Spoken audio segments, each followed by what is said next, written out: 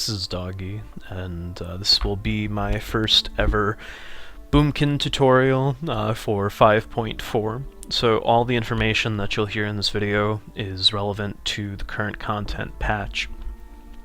Today we're going to start off with how to play a balanced druid, and what really makes a balanced druid work. So the first thing is covering the primary attributes. What exactly am I going to need? Well, balanced druid is just like any caster in the game. You're going to want stamina and intellect on all of your gear.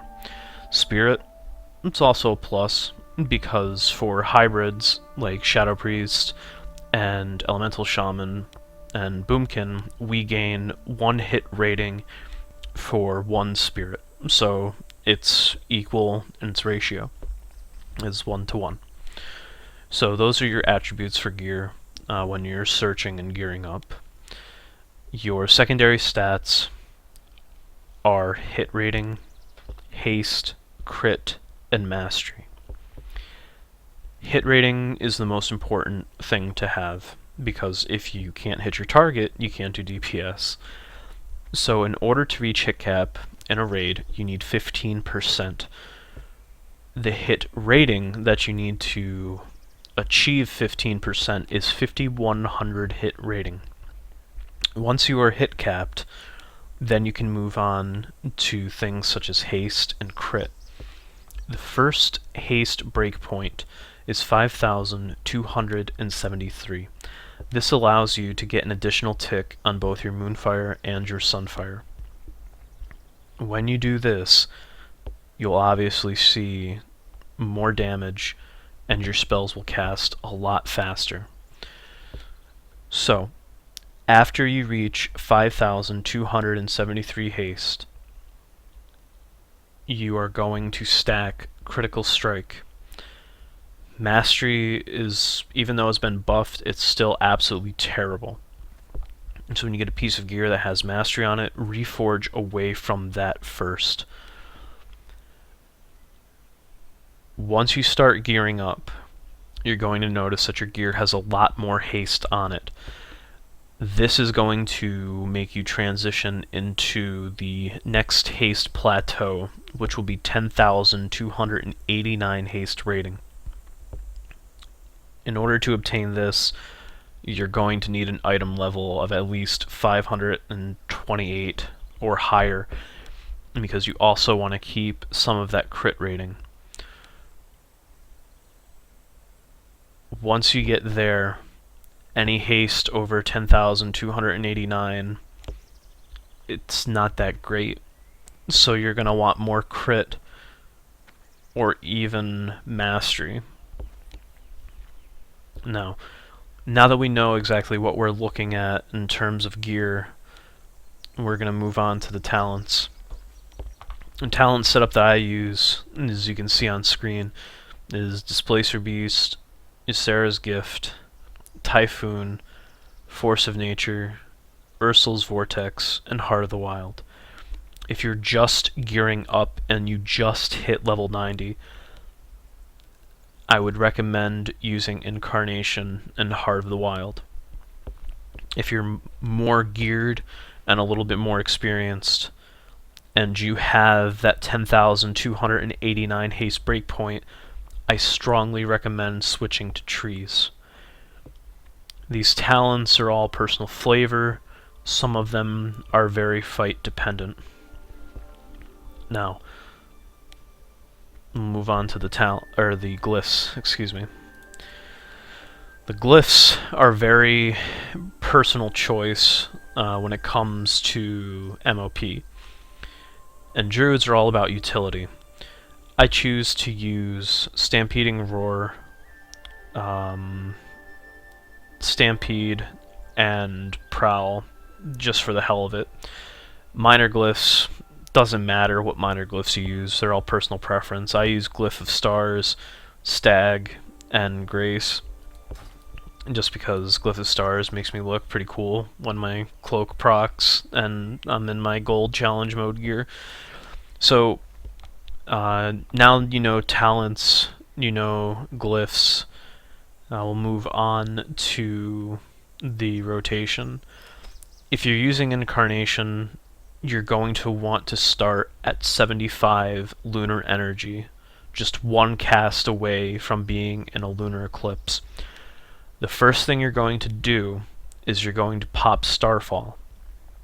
Once you pop Starfall, you're going to cast Wrath. This will put you in a lunar eclipse. When you're in lunar eclipse, it resets the cooldown of your Starfall. Don't pop Starfall immediately, because it'll be a waste. When you reach the lunar eclipse, you pop Incarnation, and then you will apply a Sunfire, and then you will apply a Moonfire. And you will use Star Surge off of cooldown, but you will be spamming Starfire. You will spam Starfire until you get to 0 energy. When you reach 0 energy on your Eclipse bar, you'll use your macroed in Berserking and Celestial Alignment. So this will give you another Starfall. So you'll have 3 Starfalls off the start of the fight. And you'll be able to use Starfire, which is your heavy hitter, even more.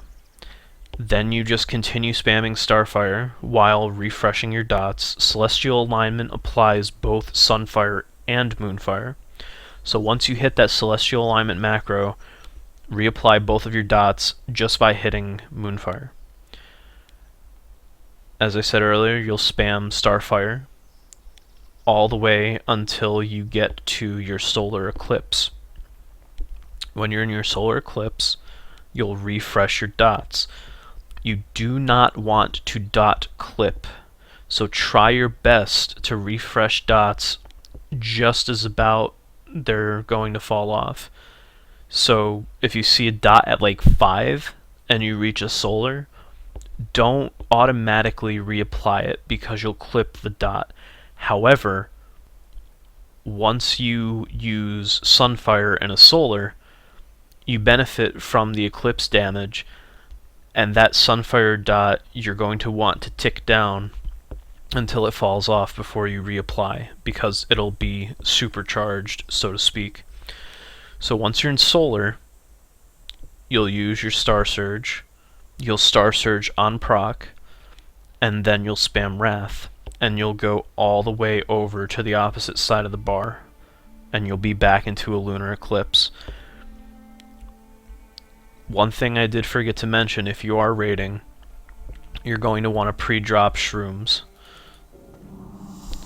So you'll drop your 3 shrooms, and then as soon as the timer gets down to 2, you'll pop your pot, and then you'll go to town on the boss.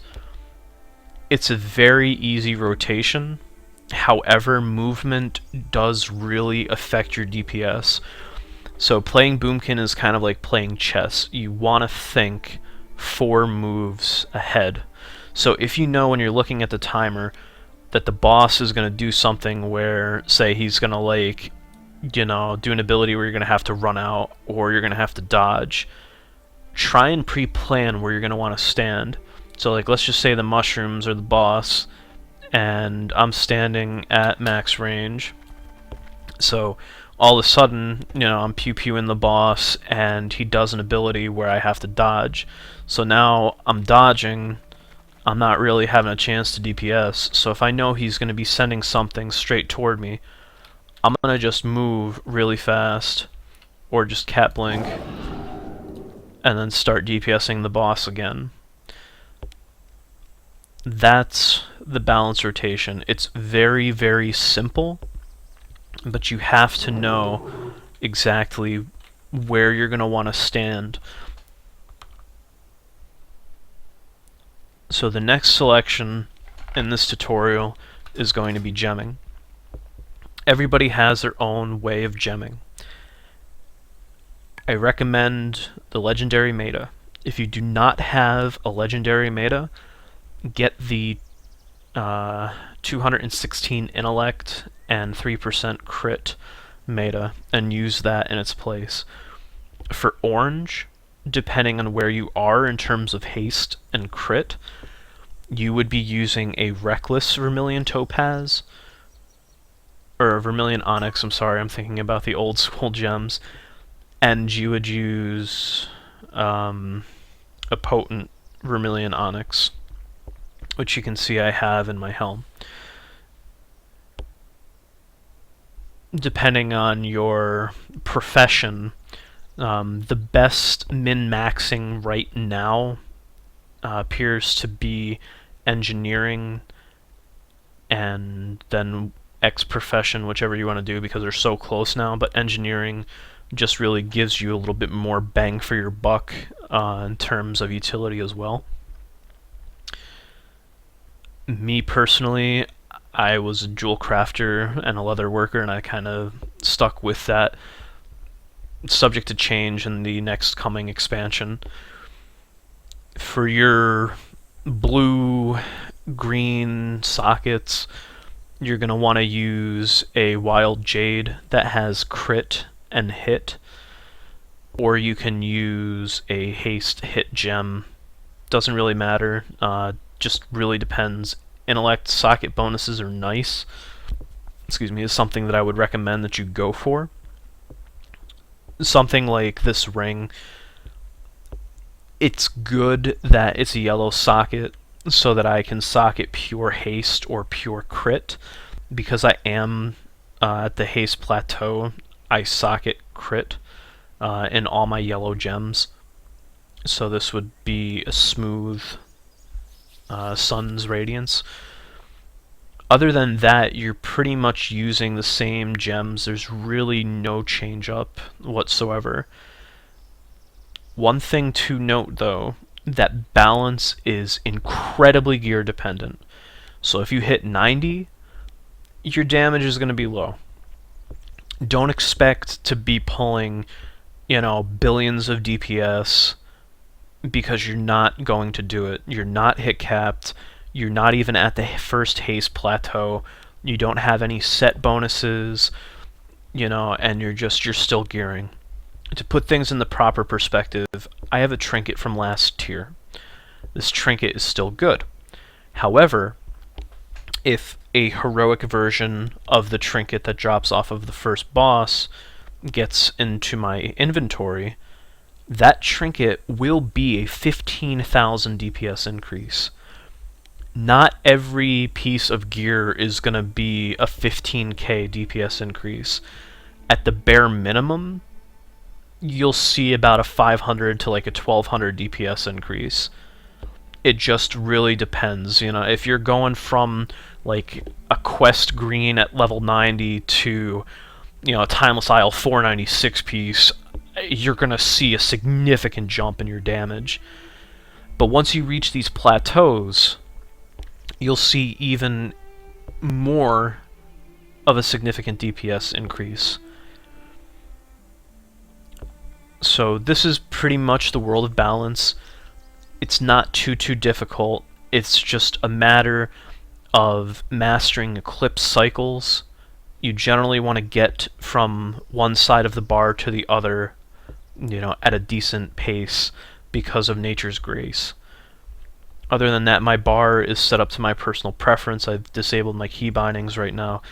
But the last thing to cover would be the UI. The UI that I use is called ElvUI. I personally like this more than the default because it's very customizable. I have SCADA as my damage meter. I don't care what anybody tells you. SCADA is more accurate than recount. It also sucks up less system memory. So if you are having an issue, because WoW is in fact a very CPU heavy based game, then I would highly recommend using SCADA. In terms of boss mods, I used to use DBM from 2005 until 2013. I made the switch to bigwigs. It's more pointed toward top-end raiding guilds, and it also sucks up less system memory. So if you use bigwigs, you're going to notice a huge change in your system performance. Other than that, the bar that you see here is called Eclipse Bar Plus. It's very nice. I like it because I can move it around and I can have it right in the center of my screen. Other than that, I believe that I've covered pretty much the basics. Your stat priorities, your reforge priorities, your gemming, add-ons, rotation. If you have any other questions, please feel free to comment below, ask, and I will gladly get back to you. So thank you again for watching, and hope this helped.